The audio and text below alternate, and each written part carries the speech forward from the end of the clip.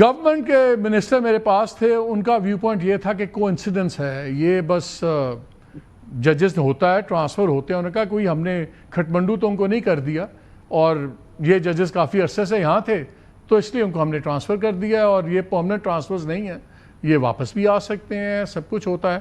تو آپ لوگ کیسے دیکھ رہے ہیں اس کو؟ دیکھیں، یہ تو ایک مذاق ہوا ہے، مذاق بھی اس کو نہیں کہنا چاہیے، ایک ٹریجڈی ہے، ایک المیہ ہے جس سے ہم سب گزر رہے ہیں. اس میں نقصان ان ججوں کا تو پتہ نہیں ہوا یا نہیں ہوا، وہ پشاور جا کے بھی بابر ستار صاحب حق اور قانون کے مطابق فیصلے کریں گے، اور سمن رفت صاحبہ بھی کریں گی، اور محسن اختر کیانی صاحب بھی کریں گے. مجھے یقین ہے کہ وہ قانون اور آئین کو ہر جگہ سر بلند کریں گے. لیکن یہ معاملہ تو آپ کے اور میرے ساتھ ہوا ہے نا. دیکھیں، اسلام آباد ہائی کورٹ کی ایک خصوصی اہمیت ہے. آپ جانتے ہیں تمام مقدمات جو عمران خان صاحب کے چل رہے ہیں، ان کی اپیلیں جو ہیں وہ اسلام آباد ہائی کورٹ آتی ہیں. یہاں سے آگے پہلے وہ سپریم کورٹ جایا کرتی تھی، اب انہوں نے وہاں بھی قانون تبدیل کر دیا اور یہ کہا کہ فیڈرل کانسٹیٹیوشنل کورٹ میں جائیں گی اپیلیں نیب کے کیسوں کی. تو پورا جو نظام ہے اس پہ یہ ایک حاوی ہونے کا منصوبہ تھا جس پہ عمل ہو گیا، اور یہ منصوبہ تب سے چل رہا ہے جب سے 8 فروری 2024 کو الیکشن پہ ڈاکہ ڈالا گیا. اس کے بعد پہلا قانون یہ بنایا گیا کہ الیکشن کی جو اپیلیں ہیں وہ حاضر سروس ہائی کورٹ کے ججوں کے علاوہ الیکشن کمیشن کے مقرر کردہ ریٹائرڈ جج بھی سن سکتے ہیں. پھر وہ ریٹائرڈ جج مقرر کیے گئے، ایسے جج مقرر کیے گئے جو پی سی او کے جج تھے، جن کے بارے میں سپریم کورٹ کہہ چکی ہے کہ یہ کبھی جج تھے ہی نہیں، ان کو تصور نہیں کیا جائے گا کہ یہ جج ہیں. اس کے خلاف جو ہم نے پٹیشنیں کی وہ لگ نہیں رہی، سنوائی نہیں ہو رہی ان پٹیشنوں کی. تو پورا نظام جو ہے اس جھوٹ کو چھپانے میں اس وقت ملوث ہے جو 8 فروری 2024 کو ہوا. عوام کا ووٹ لوٹا گیا. تو اب یہ جو کچھ بھی ہو رہا ہے اس میں خوف ان کو یہی ہے کہ ہم نے ایک جھوٹ پر، فریب پر ایک نظام کھڑا کیا ہے. اس نظام کو، اس جھوٹ کو، لیکن مجھے ایک سلمان ایک چیز بتائیں، یہ لیگلی تو گورنمنٹ کے پاس یہ بائی لا تو ان کے سارے رائٹس تھے، اس میں تو کوئی وہ نہیں ہے. اور جو یہ گور خان صاحب نے بات کی رولز کی کہ رولز پہلے بننے تھے، مجھے ایک چیز سمجھائیں، دو سوال. ایک تو یہ رولز کی کیا سگنیفیکنس ہے اگر رولز سب ہوتے بھی؟ نہیں ہے. دیکھیں، یہ معاملہ رولز کا نہیں ہے، چھوڑ دیں، وہ غیر اہم بات ہے. اصل بات یہ ہے کہ 26ویں اور 27ویں ترمیم کیسے ہوئی. کوئی رائٹس نہیں ہے. آپ نے بڑے آرام سے کہہ دیا کہ گورنمنٹ کے پاس یہ رائٹ ہے. رائٹ کہاں ہے؟ یہ رائٹ 26ویں اور 27ویں ترمیم سے پہلے تو نہیں تھا نا. 26ویں اور 27ویں ترمیم کیسے ہوئی؟ آپ اور میں جانتے ہیں. 26ویں ترمیم پہلے آپ نے الیکشن لوٹا، ایک جھوٹی ایک اکثریت آپ نے پیدا کی. اس کے بعد بھی آپ کو جب 2/3 نمبر نہیں ملے پارلیمنٹ میں، آپ نے لوگوں کو ڈرایا، دھمکایا. ویل چیئر پہ، ڈائلسس میں جو لوگ ہسپتال میں تھے ان کو لے کر آئے، آپ نے ایک ترمیم کرائی. تو ہم کیسے کہہ سکتے ہیں کہ ان کے پاس رائٹ تھا؟ یہ ہماری تاریخ کا سب سے بڑا تانیہ ہے. اب قانون تو بنا لیا نا، آئین میں امینڈ تو کر لیا. ایسے نہیں ہوتا نا. دیکھیے، اگر آپ اور میں یہ کہیں ٹھیک ہے انہوں نے جھوٹ بنایا، ٹھیک بنایا، تو پھر وہی بات ہوئی نا کہ ڈگری ہوتی ہے، سچی ہو یا جھوٹی ہو، کوئی قانون نہیں ہے. اچھا، میں اس قانون کو نہیں مانتا، مجھے ایک چیز اور بتائیں، نہیں مانتا. آج جو ووٹنگ آئی ہے وہ کی بڑی اہم بات ہے. بطور انسان، میں بطور وکیل یا بطور صحافی نہیں کہہ رہا، اگر ہم ظلم کے سامنے جھک جائے، اور جھکنے کی بدترین سطح یہ ہے کہ آپ ظلم کے ذریعے جو نتیجہ لیا گیا ہے اس کو مان لیں. آپ کے ہاں بس یہ تو ہو گیا نا، یہ تو کر لیا، قانون بنا لیا انہوں نے، ہو گیا. ایسا نہیں ہے. ہم نے اس کو قانون نہیں ماننا، ہم نے اس کو آئین نہیں ماننا. چلے، لیکن مجھے ایک چیز بتائیں، آج تاثر یہ بن رہا تھا کہ جیسے چیف جسٹس جائیہ آفریدی صاحب بڑا ریزسٹنٹ تھے اس کو. پہلے انہوں نے ان کی بات نہیں سنی اسلام آباد ہائی کورٹ کی، انہوں نے رجسٹ کیا، تو پھر یہ انفورس ہو گئی میٹنگ جو تھی جوڈیشل کمیشن کی. لیکن مجھے یاد ہے جب سرفراز ڈوگر صاحب کا اپوائنٹمنٹ ہوا تھا ادھر، تو انہوں نے بات کرتے ہوئے بھی رپورٹرز کو بھی کہا کہ نہیں وہ جونیئر ہیں، وہاں سے وہ نہیں ہو سکتے. تو وہ تو اس وقت ہی کوڈ ہیو اسٹاپڈ، ان کے پاس تو تھا اس اختیار، ان کی مرضی کے بغیر تو نہیں ہو سکتا. تو اس وقت تو انہوں نے ہو گیا، ان کی اپوائنٹمنٹ بھی ہو گئی. تو اب جو یہ چیزیں، یہ جو ریزسٹنس ہے یا سن رہے ہیں 9-4 کا ووٹ آیا واٹ ایور، تو مجھے چیف جسٹس صاحب کا سمجھ نہیں آ رہا کہ what is it doing here seriously. دیکھیے، تو غالب کو 150 سال پہلے سمجھ آ گیا تھا نا، زود پشیماں کا پشیماں ہونا. یہ ایک ہوتا ہے، ایک رویہ ہے. اس بارے میں اور کیا ہم کہہ سکتے ہیں. دیکھیں، بہت کچھ ہوا ہے اس ملک میں اور ہم میں سے بہت لوگ اس میں ملوث ہیں. آج ہم آنسو بہائیں یا ہم ہنسیں، لیکن جو ہونا تھا وہ ہو گیا. ایک عمل تھا جس کو آپ نے جاری کر دیا, اس عمل کا ایک بدنما نتیجہ نکلنا تھا, وہ آج نکل آیا. آپ نے اس ملک کے ہر جج کو یہ کہہ دیا کہ اگر تم آزادانہ فیصلے کرو گے, اگر تم سر جھکا کے نہیں رکھو گے تو تمہیں معتوب وائی سمجھا ایٹ جائے دس گا. پوائنٹ اگر آپ سمجھتے ہیں کہ ایک پیونیٹیو میجر ہے تو آپ کے خیال میں اس وقت کیوں؟ دیکھیں, پورے نظام کو ایک انہوں نے دھچکا دینا تھا, ایک پیغام دینا تھا. ان ججوں کو آلریڈی سائیڈ لائن کیا ہوا تھا. بابر ستار صاحب صرف ٹیکس کے کیس سن رہے تھے, جسٹس سمن امتیاز کو بھی بہت کم کیس مارک ہوتے تھے. تو یہ تو ایک تھا.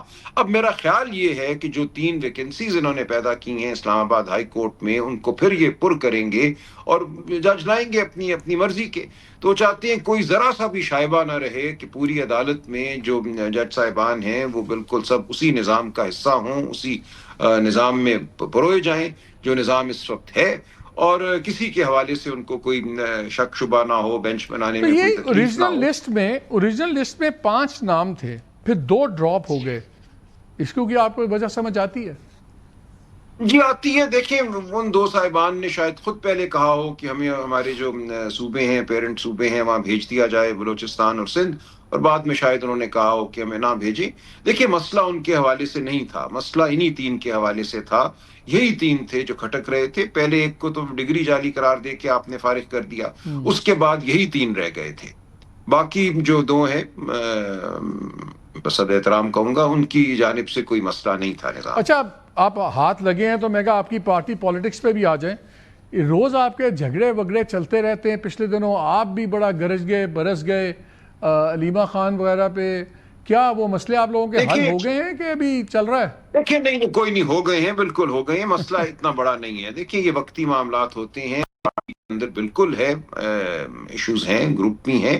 کسی بھی پارٹی کا ایک لیڈر جو متفقہ لیڈر ہے, اس کو 6 مہینے آپ پارٹی سے دور کر دیں, اس کی گفتگو, اس کے فیصلے, اس کے ارادے پارٹی تک نہ پہنچ سکے تو پارٹی میں انتشار پیدا ہونا یقینی ہے. یہ کسی بھی پارٹی کے ساتھ آپ کر کے دیکھ لیجئے, یہی ہوگا.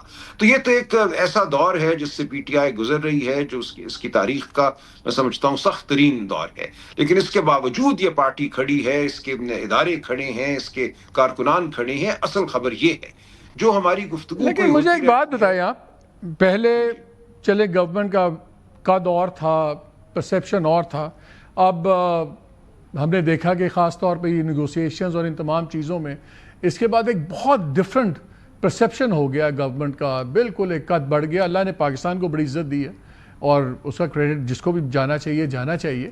بٹ ہیونگ سیڈ دیٹ, کیا اب آپ کو کیا لگتا ہے کہ اب مور امبولڈنڈ گورنمنٹ, کیا اب آپ کو اپنی طرف زیادہ سخت رویے ہیں, یا آپ کا خیال ہے کہ کیونکہ گورنمنٹ اب اتنی زیادہ فلائنگ ہائی رائٹ ناؤ, تو وہ آپ سے ذرا بات کرے گی, یا آپ کے خیال میں آپ کو اور رگڑا لگے گا؟ کہ میں کچھ کہہ نہیں سکتا, اور جو بھی ہو, ہم نے جو حق کی بات ہے, جو سچ کی بات ہے, وہ کہتے رہنا ہے.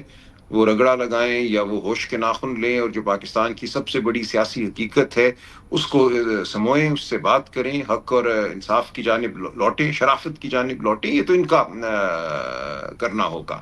میں چاہتا تو یہی ہوں کہ یہ نظام جو ہے اپنے آپ کو سمجھے کہ ایک فراڈ پہ کھڑا ہے, ایک جھوٹ پہ کھڑا ہے. لیکن آپ کا ایسٹیمیشن کیا ہے؟ Do you see a more hardened stance, اور ڈو یو سی کہ پوزیشن آف اسٹرینتھ سے 2 ہی فیصلے ہوتے ہیں نا.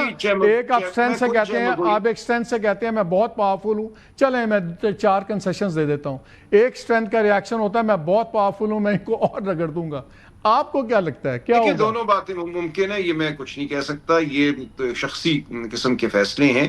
اس وقت ہمارا نظام بھی جو ہے وہ شخصیات کے گرد گھوم رہا ہے. تو کون سی شخصیت کیا فیصلہ کرے گی, کیا اس کا رجحان ہوگا, میں نہیں کہہ سکتا.